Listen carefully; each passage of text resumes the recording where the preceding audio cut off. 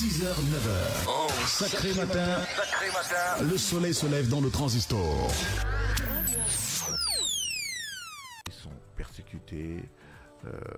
On a un journaliste qui a été assassiné dans des conditions que tout le monde connaît. Ça fait déjà plus d'1 an, plus de 2 ans. Un procès sans issue. Plein de gens sont arrêtés et pas n'importe qui. Maintenant, on en vient à cette résolution. N'oubliez pas que déjà, ces noms au niveau des Nations Unies ont fait l'objet de déclarations. Au niveau des États-Unis, on en a parlé. Au niveau même du Parlement, je crois français, on en a parlé. Oui. Donc, ça se cumule et j'ai l'impression qu'au Cameroun, ça n'a aucun effet. Je vous rappelle le cas du ministre d'État Marafa qui est malade, qui risque de perdre la vue et on demande depuis qu'il soit évacué. Rien ne se passe. Il n'allait pas être le premier, il y en a plein qui ont été évacués. Donc, et le cas d'un grand ami à moi, un journaliste incroyable, hein, Vamouké. Okay. Écoute, son cas, c'est incroyable. Le gars coupé son salaire en deux, tous les avantages qu'il y avait, il n'en a pas pris. D'autres sont venus, c'est autre chose, tout a augmenté. Le staff a augmenté de plus de 1000 personnes. Et lui, je ne sais pas quelle leçon, n'est-ce pas, on transmet dans des cas comme ça. BBC, voilà. Je le connais aussi, Manjo BBC. Ce qu'il fait là-bas, je ne sais pas. On a un journaliste aussi qui est caméraman, qui avait disparu. Et jusqu'aujourd'hui, on ne sait pas. Bon, il était entré au sel, est-ce qu'il est sorti? La famille n'a pas le corps. Cette espèce de dédain. Oui, Boazizi, merci. Et cette espèce de dédain qu'on affiche envers les journalistes, je pense que c'est désolant. D'ailleurs, on commence à l'afficher à l'endroit des avocats, d'ailleurs. C'est un message qu'on envoie, que vous, avocats, bien, on va vous montrer, et si on peut vous traiter comme ça, donc l'homme de la rue va savoir. Vous, journalistes, vous parlez, ben écoute, si vous continuez, voilà ce qui va vous arriver. Je pense que ça ne sert à rien. Hein. La libération est très, très proche. Mais évoquant notamment cette sortie du Parlement européen avec Rakiri Mouna, la question de beaucoup, pourquoi maintenant? Est-ce qu'il faut faire un lien forcément avec l'élection présidentielle à venir? Moi, je pense qu'il faut faire ce qu'on doit faire si on veut contextualiser ce qu'on doit faire. Il faut faire ce qui est correct et droit. Et en dépit de contexte. On vous dira, quand j'ai commencé l'enquête sur Glencore il y a 4 ans, tout le monde dit maintenant, vous en parlez maintenant parce que vous êtes candidat. Écoute, la lutte contre la corruption, je la fais depuis 30 ans. Donc, il faut faire ce qu'on doit faire, en dépit du contexte. Il faut, si on veut tout contextualiser, est-ce que Vamouké est en prison? Oui. Est-ce qu'il y a des doutes ce qui s'est passé? Oui. Marafa est en prison? Oui. Pourquoi? On a quoi? Complicité intellectuelle. Complicité intellectuelle. Ben, des choses comme ça, bon, il faut voir. Il a pris quoi? Enfin, par le même Glencore, je vous dis, qui a pris quoi? C'était où?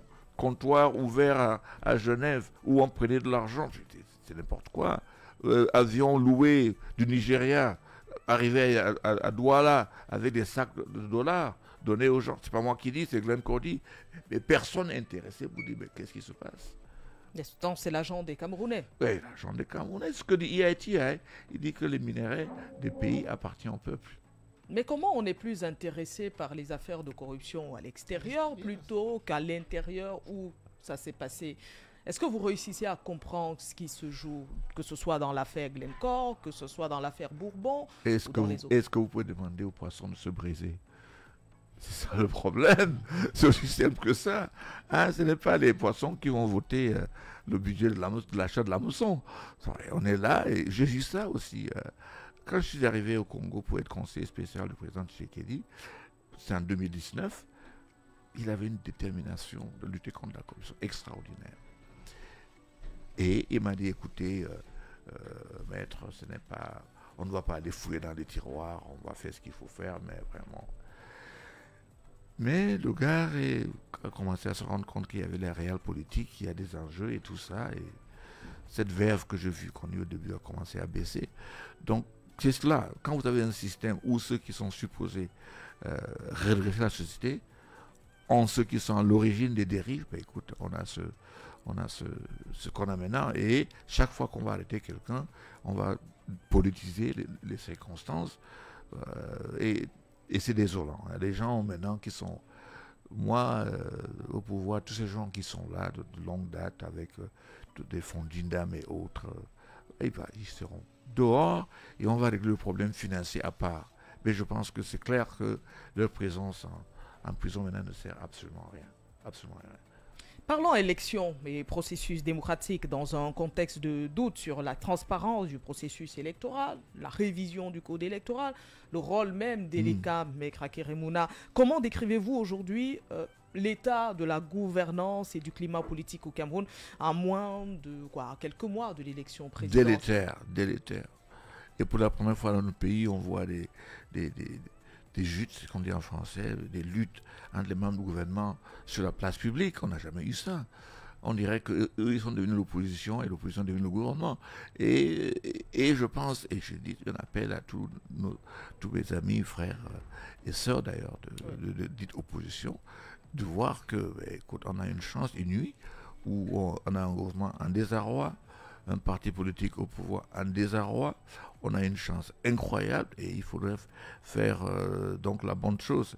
Et pour revenir à ce que vous dites, je ne sais pas, je pense qu'eux-mêmes en sont conscients. Et il y a une espèce de course à amasser ce qu'on peut amasser. Et quand vous avez un projet, 90% de l'argent de ce projet ira pour gérer ceux qui administrent le projet. Et ceux qui sont l'objet du projet n'ont rien. Donc c'est ça au Cameroun, c'est cela, c'est dit, c'est connu. Vous ne pouvez pas avoir un pays comme le nôtre, FMI dit, on a un système opaque. EIT dit on a un système opaque. La Banque mondiale dit qu'on a un système opaque. Transparency International nous classe très bas.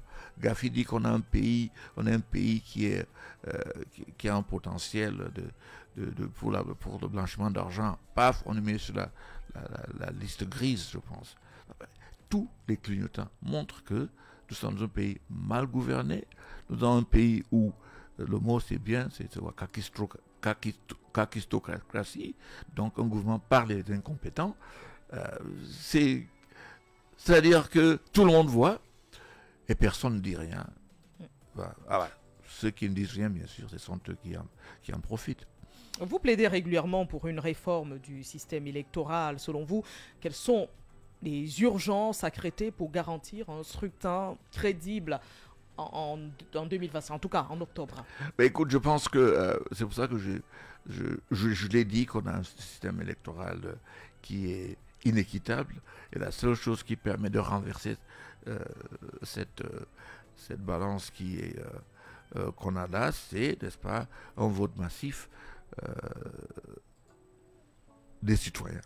C'est ça qui va rendre la chose difficile. Je pense pas que ce n'est pas la peine de rêver que l'État, qui est maintenant vraiment en difficulté, va changer une loi qui lui avantage. Cela étant dit, j'ai plaidé auprès de certaines organisations internationales qui nous financent des fois, ou bien qui envoient des observateurs. J'ai eu audience avec le directeur général Afrique de l'Union européenne. Je dis, s'il y a deux choses que je peux vous demander, c'est simple, deux choses. Demandez à l'État de passer au bulletin unique. Si vous avez 7 candidats, et vous avez 10 candidats, et vous avez 7 millions d'inscrits, ça vous fait 70 000 bulletins de vote. Parce que chaque candidat va avoir le vote. Mais si vous avez le même nombre, vous avez un seul bulletin de vote, ça vous fait 7 millions de bulletins de vote. Et en plus, vous n'allez pas avoir à arbitrer, on envoie combien à Limbé, on envoie combien de chaque parti à Kousseri, on envoie, et puis on dit qu'on était là-bas, il n'y avait pas les cartes de tel ou tel. Tandis qu'un seul bulletin, je coche la personne que je veux. Est-ce qu'ils vont accepter? Je doute. Pourquoi? Parce que les bulletins non déposés, c'est la quittance. Vous passez à la caisse, on compte et on vous verse de l'argent. Donc est-ce qu'ils vont accepter? On verra. S'ils refusent, on saura quoi. L'autre réforme, c'est quoi? J'ai dit, écoutez, au lieu d'envoyer des observateurs, financez la présence, n'est-ce pas, des scrutateurs dans les bureaux de vote. Comme ça, tout le monde peut y aller. Il y aura peut-être 30 000 bureaux de vote. si moi, candidat, je dois, justement pour la journée, là, 10 000 francs, pour que les gens puissent manger et voir l'haricot beignet que Emmanuel aime tant. Mais il faut environ 10 000 francs. Ça fait 300 millions. Quelqu'un va trouver 300 millions? Je pense que mes amis de l'opposition pensent qu'il faudra peut-être mutualiser pour se faire peut-être 6 000 pour baisser. Mais c'est cela. J'ai dit assez. J'ai dit, écoutez, financer la présence dans le bureau de vote. Parce qu'on va vous dire le code électoral, tout ça. Mais où l'État joue, c'est sur les moyens. Les moyens de l'État. C'est ce qu'ils utilisent. Et les fonctionnaires, et les partis politiques. Tout ça. Et j'ai décrié, quand j'ai vu les nominations, j'en parle en étant désolé, parce que le ministre de la Défense, c'est quelqu'un que je connais, j'estime même un frère, M. Briand, il y a des gouverneurs ici à Douala, on le connaît, j'ai eu à faire sa connaissance, de Briand, mais mêler ce monsieur au comité central quand il gère des dizaines de milliers d'hommes de troupes, est-ce qu'il faut qu'il gère ce genre de conflit-là? Si on l'appelle, monsieur le membre du comité central a affecté tel colonel à tel endroit, parce qu'on va assurer les élections, qu'est-ce qu'il va dire? Et même fonction publique, c'est pareil. Même à l'éducation, est-ce que je vais affecter des maîtres d'école à tel autre coin parce qu'il va être utile pour les élections? Je ne sais pas. Ce sont des trucs, quand on perçoit, on se demande qu'est-ce qui inspire ça. Il y a d'autres moyens de les récompenser s'ils sont travailleurs, mais pas commencer à bombarder les titres comme ça. Mais s'ils doivent absolument faire quelque chose au RDPC, mais qu'ils tiennent les élections de leurs différentes instances, ouais, qu'ils attendent depuis 2011. Donc, donc, pour revenir aux élections, donc, il faut oublier qu'on va changer les textes. Il faut que nous mettons les citoyens devant, qu'on les réveille, qu'on fasse tout ce qu'il faut pour sortir, voter et contrôler les votes. Rien que les 3 millions qui n'ont pas voté la dernière fois, s'ils avaient voté, qu'est-ce qui serait arrivé? Donc je pense que l'État le sait, et l'État le sait. Et cet État sait très bien, là je veux dire le RDPC sait très bien que ce qui leur attend c'est un tsunami. Ils n'ont pas de choix. Si vous voyez l'état dans lequel les gens vivent, moi je pars au sud, supposément le fief, ce qu'on me dit là, de façon qu'on me reçoit, vous voyez, les réalités, c'est différent. Mais quand vous partez de maison à maison, dans une famille, vous restez là-bas, vous voyez autre chose. Autre chose. J'ai fait ça dans 2 départements, Sanaga Maritime et Nyon et Kélé, c'est ça? Ouais, j'étais de maison à maison, pendant tout un week-end. Ce que les gens vous disent, c'est incroyable. Et je pense que la surprise qu'ils vont avoir va être de taille. Vous avez dit tout à l'heure, il faut mutualiser, parlant de l'opposition, il faut mutualiser les moyens. Le paysage de l'opposition reste quand même morcelé. Pensez-vous qu'une coalition crédible est encore possible avant l'échéance de 2025? Mais on est en train de travailler là-dessus. Je cause avec beaucoup d'autres personnes, on est en train de causer là-dessus. L'offre que je fais, c'est un mouvement de transition qui je pense, idéalement, c'est 5 ans, ça pas aller jusqu'à plus, mais je pense, mais 5 ans c'est idéal pour remettre les choses à plat, voir ce qu'il faut faire, loi électorale, institutions, toute une réforme systémique qui permet donc à ce pays de respirer. Et quand on a mis tout ça en place, ben, j'organise les élections qu'il faudra organiser et le gagnant va devenir président de la République avec un autre système. Moi, je n'entends pas aller au-delà d'un mandat, pas du tout. Cette transition de 5 ans. Oui, de 5 ans. 5 ans. Idéalement, mais vous discutez avec les autres leaders d'opposition. D'ailleurs, il y a plusieurs coalitions. Emmanuel Cocon recevait encore hier Zipan, qui lui est dans membre de l'une de ces coalitions-là. Voilà. Plateforme. Il y en a plusieurs, que ce soit Hilaire Zipan, avec le professeur Maurice Kamto et les autres, que ce soit le professeur Billet également dans une autre. Est-ce que vous échangez, est-ce que vous pensez, c'est vrai, que l'univers, le parti Univers d'ailleurs, c'est la bannière sous laquelle vous allez vous présenter. Est-ce que donc vous êtes tenté justement par ces autres... On parle tout le temps dans notre groupe, c'est lui qui est chargé de cette affaire-là, de parler avec les autres leaders, c'est le secrétaire général du UPC, le docteur Balaguel. C'est lui, il a sa commission et il voit tout le monde. Il voit tout le monde. C'est d'ailleurs celui qui était parti en Gandéré, voir Koumvondo, et c'est lui et Koumvondo qui sont venus me voir. Il faut être clair. À part l'honorable Cabral Libi, n'est-ce pas, qui parle d'une coalition et transition de façon concrète, lui et moi on en a parlé plusieurs fois, mais les autres candidats, il y en a, je ne vais pas citer de nom, qui veut seulement devenir un autre président tout puissant. Donc voilà, et voilà, il faut absolument qu'on oublie qu'on peut prendre cette même machine et travailler avec différemment. Il faut mettre tout à plat. On a une machine qui tourne depuis avant 1960. Et si on pense qu'on peut récupérer ça et parce qu'on va être bénévole, non, il faut que le citoyen sache que je peux faire ça et si on ne m'accepte pas, je peux aller au tribunal. Que quelqu'un comme maître comme sache que si on appose illégalement des scellés sur mon bureau, je l'arrache. Parce que la loi dit des scellés légalement apposés. Pas parce que on confond préfet, commandant de brigade et justice et procureur. Il faut qu'il y ait des choses claires. Et moi, la condition idéale, c'est celle d'Afrique du Sud. Parce que ça protège toutes les communautés et ça protège les droits des individus. L'opposition réclame également un fichier électoral biométrique indépendant. Est-ce réalisable selon vous avant octobre? Je pense que nous devons nous atteler à faire des actions avec le cadre que nous avons maintenant.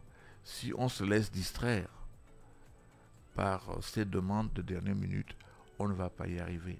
On aura le regard ailleurs. Je pense que ces élections-ci, il y a 2 ou 3 choses qui sont importantes. Premièrement, le financement, parce que personne n'a les moyens de l'État.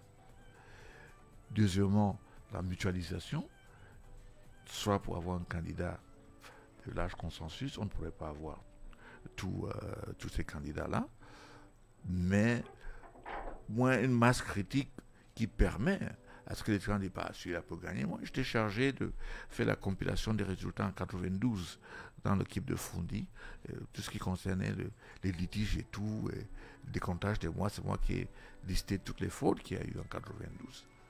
La chose la plus forte, c'est quoi? C'est que les Camerounais ont vu. Ils ont dit, mince, le gars, c'est peut gagner. Un monsieur unilingue de Bamenda est libraire. Il a réussi à fédérer anglophones, francophones. Si Foundi était devenu président en 92, on aurait dépassé cette histoire d'anglophones, francophones. Parce que la majorité des personnes qui ont voté pour lui étaient des francophones. Et c'est le fait qu'on ait volé sa victoire, n'est-ce pas, qui a fait en sorte que les anglophones ont dit « Ah, ça veut dire qu'un anglophone ne peut jamais être président.